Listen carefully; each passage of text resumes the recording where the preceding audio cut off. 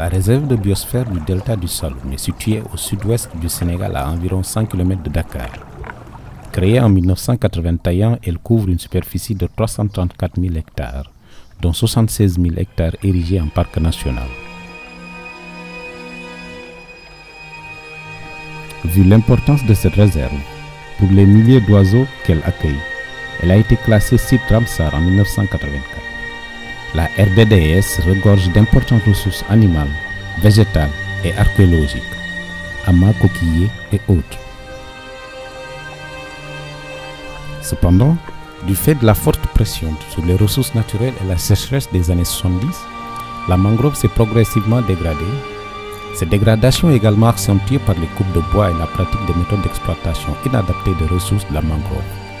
Coupe des racines de palétuviers pour la cueillette des huîtres par exemple. En plus de ces problèmes liés à la pression sur les ressources de la mangrove, les populations dans la majorité des localités du delta du Saloum souffrent de l'enclavement, de l'insalubrité et de difficultés à accéder à une eau potable. Dans la mangrove, nous avons des espèces aussi au niveau des bolons, comme le lamantin, qui est une espèce très importante au plan de la conservation et qui est hyper protégée parce qu'elle est menacée. C'est une espèce menacée. Nous avons aussi d'autres espèces comme le dauphin et d'autres espèces de poissons. Les deux premiers sont des mammifères, bien sûr, et on a d'autres espèces des espèces de poissons qui jouent un rôle important au plan de l'équilibre écosystémique, mais aussi qui jouent un rôle important dans l'alimentation des populations. Actuellement, l'une des espèces nobles au Sénégal, qui est le tchof, par exemple, est une espèce qui a un cycle de vie. Une partie de son cycle de vie se déroule dans la mangrove, d'où l'importance de la mangrove pour la conservation de cette espèce. L'île de Fayout est située dans la commune de Joal-Fayout, sur la petite côte à 110 km de Dakar, dans le département de Mbour. C'est un petit village plein de charme, édifié sur une île centenaire entièrement composée de coquilles d'huîtres et de palourdes. L'avancée de la mer et la dégradation des terres de l'île de Joal-Fayout sont dues à plusieurs décennies d'utilisation des ressources de la mangrove et des sols. Cela a comme corollaire la perte de la biodiversité, la salinisation des sols et l'accentuation de la pauvreté. Nous sommes ici à Fayout, précisément au quartier où on appelle le quartier Djoum. Donc nous avons choisi de venir ici pour vous parler un peu de l'écosystème de la mangrove et sur les problèmes néfastes qui s'y trouvent. Je me rappelle quand on était enfant, il y a 45 ans, 50 ans de cela, tout cet espace vide n'existait pas. C'était plein de mangroves. J'en ai pour preuve, si vous voyez là, c'est les troncs qui restent là. Des mangroves qui étaient tout autour de cet espace-là. Alors maintenant, on est arrivé là pour montrer à la face du monde l'écosystème de la mangrove et tous les problèmes néfastes que ça pose. En raison de la croissance de la population et l'extrême pauvreté, la migration interne vers les zones côtières a augmenté rapidement. Cette population est à la recherche de ressources provenant de la mangrove. La surexploitation des ressources de la mangrove et sur les mangroves elles-mêmes ont créé une détérioration grave. Voilà, l'érosion maritime on a souvent entendu parler, ça a donné des dégâts énormes en ce qui concerne l'environnement de Joal-Fayout et plus précisément de Fayout. La place là s'appelait Djam Djam. Donc ça faisait office de repos pour le curé à l'époque. Et le dépôt pour les filets de nos parents ou bien l'arrivée des pêcheurs ou de nos mamans qui étaient pour récolter le coton à l'île de Tindine que vous apercevez de l'autre côté.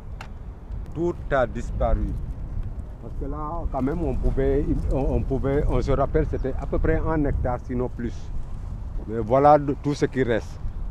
Alors, autre chose qui m'a beaucoup marqué, nous sommes maintenant en face du village de Fayout. Et voilà, de l'arrivée là-bas jusqu'ici, c'est là où s'arrête. La mer, l'horizon maritime a complètement coupé. Et donc le Djam Djam est devenu maintenant une île. Une île, comme vous apercevez là. C'était des palétuviers jusque là où vous apercevez la mosquée. Il n'y avait que des palétuviers. Il n'y avait que des palétuviers. Tout ce qui reste à Djam Djam, il ne reste que 2, 3, 4 palétuviers.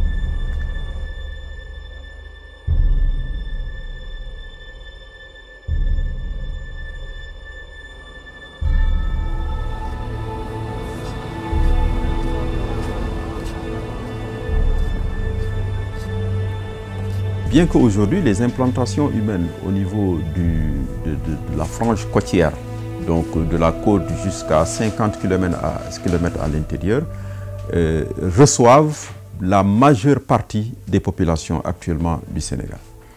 Et ceci explique la pression de plus en plus intense sur les ressources halieutiques et la pression de plus en plus intense sur l'écosystème mangrove. Et c'est la raison pour laquelle, quand on regarde la mangrove du delta du Saloum, les sites de pêche qui y sont, à partir de Joal jusqu'à Missira, nous remarquons une augmentation de l'effort de pêche. Les populations qui sont venues s'implanter au niveau de ce littoral n'étaient pas à l'origine des individus qui s'adonnaient à cette activité-là. Mais à cause de leur implantation à côté de la mer, à côté des bolons, donc, et aussi devant l'absence de travail, donc il y a eu une main-d'œuvre qui s'est de plus en plus intéressée aux activités halieutiques. Et c'est ce qui explique aussi la présence de plus en plus importante d'une main-d'œuvre à tous les niveaux de la pêche, depuis les captures jusqu'à la transformation, en passant par le mareyage.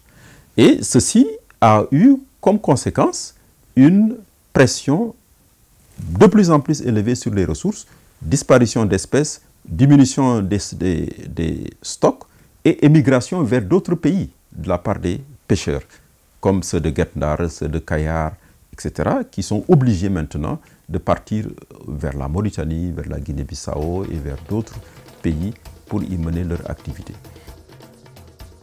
Face à cette situation, le programme de microfinancement du Fonds pour l'environnement mondial, le PMF-FEM, est un mécanisme financier permettant l'appui et la promotion d'initiatives et d'actions communautaires visant à faire face aux grands problèmes d'environnement à travers la mise en œuvre de projets relatifs à 5 domaines de priorité du FEM.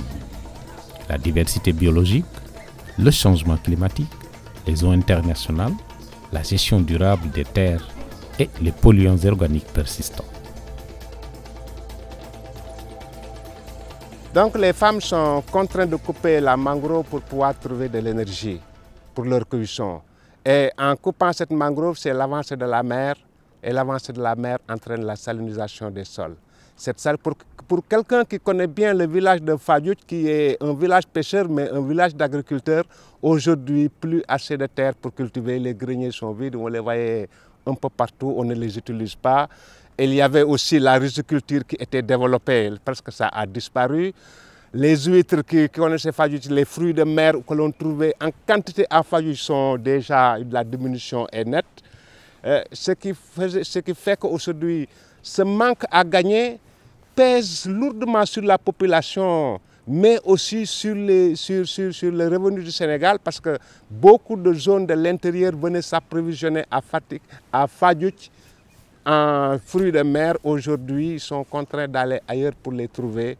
Et c'est réellement la régression de l'économie au niveau de la zone et au niveau national.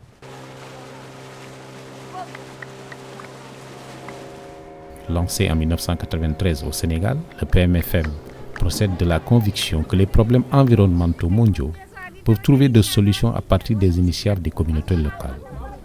Les activités de restauration de la mangrove dans les zones dégradées, entreprises par les populations dans le cadre des différentes interventions du PMFM, consistent en une régénération assistée. Les OCB du delta du fleuve Saloum collectent les propagules arrivées en maturité pour les planter et réduire ainsi les énormes pertes observées au cours de la régénération naturelle.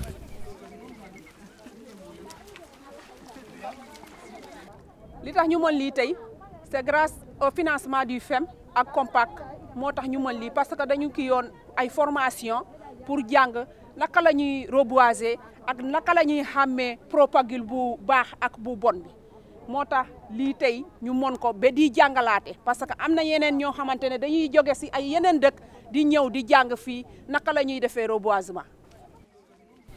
4 148 000 propagules ont été plantés sur une superficie de 549 hectares.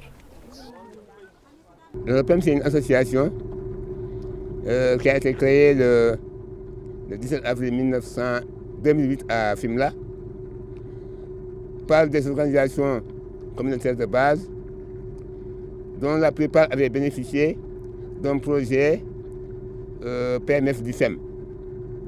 Nous avons eu à restaurer 120 000 hectares de mangroves qu'on a reboisés. Nous avons également planté 40 000 plants d'Abyssinia. Nous avons aussi pu restaurer 110 hectares de terres dégradées en reboisant la mangrove. Et également, nous avons eu à confectionner 600 ruches pour le développement de l'apiculture que nous avons mis à la disposition des groupements, ainsi que 50 000 collecteurs d'huîtres qui ont été créés pour le développement de l'horticulture. Nous avons eu à restaurer 110 hectares de terres dégradées avec une production de 400 tonnes de riz. L'Afrique est très déficitaire en matière d'énergie et pourtant, durant presque toute l'année, elle a le soleil qui brille très fort dans le ciel. Soleil qui est d'ailleurs une source intarissable d'énergie. L'énergie, c'est le moteur du développement. Même pour manger, il faut avoir de l'énergie. Et pour trouver cette énergie, cuisiner et sécher, les femmes sont obligées d'attaquer directement la mangrove. Et en attaquant la mangrove, ils ne savent pas qu'ils détruisent et ils ont des conséquences très graves.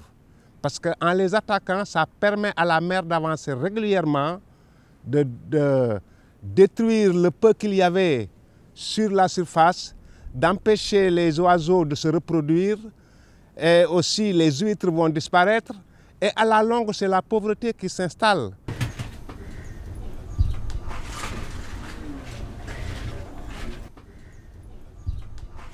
Autre problème souvent négligé, la fumée de bois comme la fumée de cigarette et des produits toxiques peut dans certains cas être la cause de cancer. Ainsi, selon M. Kirk Smith du centre Est-Ouest de Honolulu, Tahiti, dit qu'une femme qui prépare avec du bois inhalé pendant 3 heures est l'équivalent de 20 paquets de cigarettes. Une étude publiée en 1984 montre qu'au Népal, près de la moitié des maladies pulmonaires sont dues à la fumée du bois de cuisson. De plus, beaucoup de problèmes d'infection oculaire sont notés chez les femmes qui utilisent le bois de chauffe comme combustible. À cet effet, l'utilisation de la cuisinière solaire permet d'éviter ces problèmes et leurs conséquences.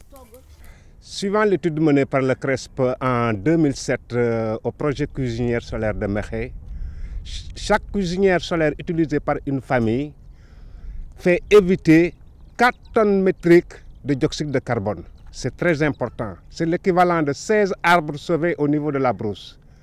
Donc, si vous calculez, par exemple, avec une population de milliers de fours de cuisinières solaires qui fonctionnent en même temps, c'est toute une forêt qui est sauvée en ce moment. Donc, disons que chaque femme qui utilise sa cuisinière solaire peut se dire que chaque année, elle a sauvé 12 arbres au niveau de sa localité. Waa Fadiouth ñu ngi gërëm FEM parce que FEM indi njëriñ bu rëy ci dëkk bi bëgg nañu nag dëkk bi yëpp jigéen ñi ñëpp am ci dafa jug pour dëkk bi pour jigéen ñi noppaliku pour sakkanal moo tax ñu jóg sakkanal gaz sakkanal këriñ sakkanal matta sakkanal suñu coono encore amatul togg ñàkk amatul dara dangay tuwaatu puudaru pastelu def eau de cologne sa jëkkër ñëw nga jóg ci togg bi dem foon ko parce que amatul xet bu ñaaw bu salte amatul xet bu xasaw xet bu neex ngay xeeñ foofu nag sëy bi dafay gën a neex sax ndax ñun fi mu nekk léegi tubaab fakal la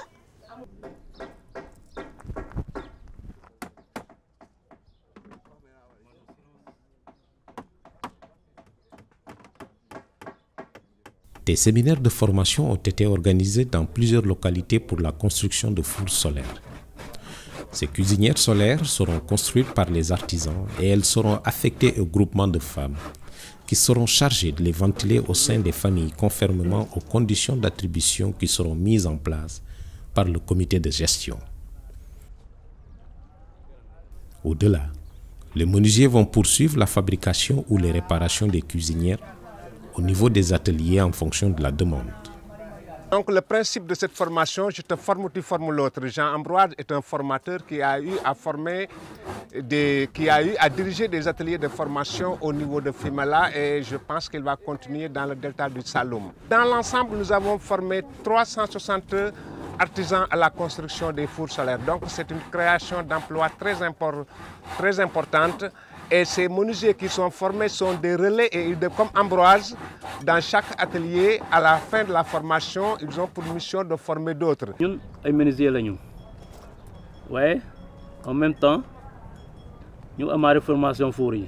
Nous permettre de nous faire de former les boys qui sont dans des bases comme parce que les boys qui sont dans au moins, si on récupère les former, au moins, nous avons un Dire exactement le nombre de menuisiers qui sont formés à la construction des fours solaires, on ne peut pas le dire, mais les 360 sont officiels. Ils ont tous obtenu un certificat de formation des cuiseurs solaires. Je suis gërëm nag waa FEM ñoom Abdoulaye Touré di gërëm ñëpp di sant Yàlla bu baax a baax. Man mii pour na nga gis nii dama ci jaay ci yokk sama koom-koom daf may permettre ma gën a mën a développer bu baax.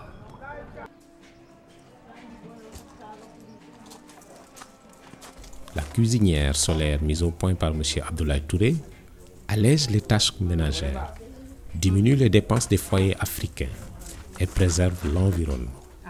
De plus, constituée à 80% de matériaux locaux fabriqués au Sénégal, la cuisinière solaire participe à l'économie locale et à la lutte contre le chômage. Li may defar ci gâteau four bi moo daax li nga xam ne moom laa daan def ci bu fourneau bi bu mata bi.